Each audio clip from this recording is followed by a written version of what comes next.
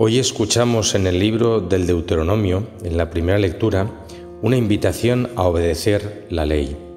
Moisés está comunicando los mandamientos de Dios al pueblo, pero antes de dar una lista de decretos les invita a que muevan su corazón hacia Dios. Les invita a la obediencia.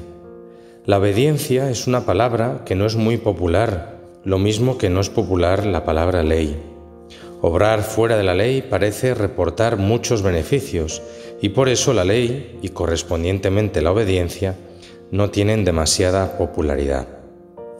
¿Cómo haremos nosotros para acercarnos hoy de una manera nueva a la obediencia, para descubrir las bondades de la obediencia, para convencernos de lo que significa obedecer? La lectura de hoy, que está tomada del capítulo 4 del Deuteronomio, nos da algunas pautas para aprender a obedecer. La obediencia es un acto que involucra todo lo que nosotros somos, y precisamente la obediencia fue lo que más brilló en la vida de Cristo. Todos sabemos que Cristo, en aquella noche en Getsemaní, antes de padecer, dijo: «Si es posible, Padre, que pase de mí este cáliz, pero no se haga mi voluntad, sino la tuya». Con lo cual, nuestro Señor Jesucristo hacía un ejercicio máximo de obediencia. La obediencia condujo a Cristo hacia la cruz. La obediencia trajo nuestra salvación. ¿Cómo mover la voluntad a la obediencia? La santidad no es otra cosa sino la realización de la voluntad de Dios plenamente en mi vida. O sea que la santidad es un misterio de obediencia, no es un misterio de hacer caso, como una mula, a base de doma y de látigo.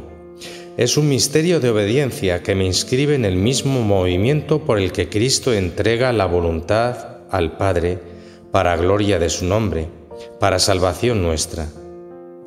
Podíamos tener algunas pistas que nos orienten en el día de hoy, sobre todo basadas en el libro del Deuteronomio, para obedecer y aprender a inculcar la obediencia. Dice: Israel, escucha los mandatos y decretos que os mando cumplir, así veréis y entraréis a tomar posesión de la tierra que el Señor Dios de vuestros padres os va a dar. Hay que partir de la base de que obedecer significa siempre un sacrificio, implica una renuncia, pero también por un motivo y con un motivo superior. El soldado que obedece, incluso a riesgo de su propia vida, está pensando en un bien muy grande, está pensando posiblemente en la victoria, está pensando en su patria, en su pueblo, está pensando en cosas muy grandes. Lo primero para aprender a obedecer es tener muy clara la meta. ¿Qué se va a lograr con eso? Ningún sacrificio en la vida cristiana es un sacrificio porque sí. Nosotros sacrificamos una cosa que es pequeña, nos dice San Pablo. Los sufrimientos de la vida presente los tengo en nada comparados con la gloria de lo que se va a revelar. Primer procedimiento para ayudarnos a la obediencia. Tengamos clara la meta. Cuanto más grande, cuanto más bella, cuanto más hermosa es la meta, más fuerte la motivación para obedecer. Eso nos lo enseña la lectura de hoy. Vamos a ver, por ejemplo, otra motivación. Otra pista que nos dice el mismo libro del Deuteronomio. Dice: los mandatos son vuestra sabiduría y vuestra inteligencia a los ojos de los pueblos. Por una parte es la motivación quizá demasiado humana, diríamos, de tener unas grandes leyes, mejores que las de los otros pueblos. Pero quiero destacar aquí lo que dice: los mandatos de Dios son vuestra sabiduría y vuestra inteligencia.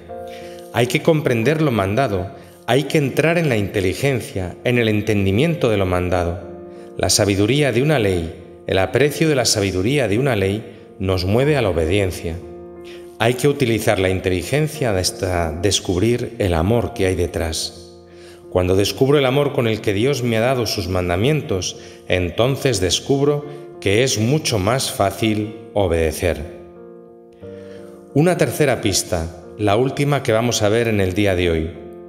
Nos dice el libro del Deuteronomio: cuidado, guárdate muy bien de cuidar los sucesos que vieron tus ojos, que no se aparten de tu memoria mientras vivas. Ahí Moisés se está refiriendo a los grandes acontecimientos de la historia de Israel. Por ejemplo, todos esos portentos de las plagas de Egipto, lo del cruce del mar, o el alimento de codornices y de maná en el desierto, lo del agua que salió de la roca, o toda esa maravillosa manifestación de Dios en el Sinaí. Se trata de que guardemos todos esos acontecimientos. Bueno, esos eran los acontecimientos de Israel, esa era la historia de ellos, pero tú también tienes una historia de salvación, hasta decir, yo tengo mi confianza puesta en Él, Dios me ha dado tantas cosas, tan bellas y tan buenas, que yo no puedo sino quererle y buscar la manera de bendecirle abrazando su voluntad, que es la santidad en mi vida.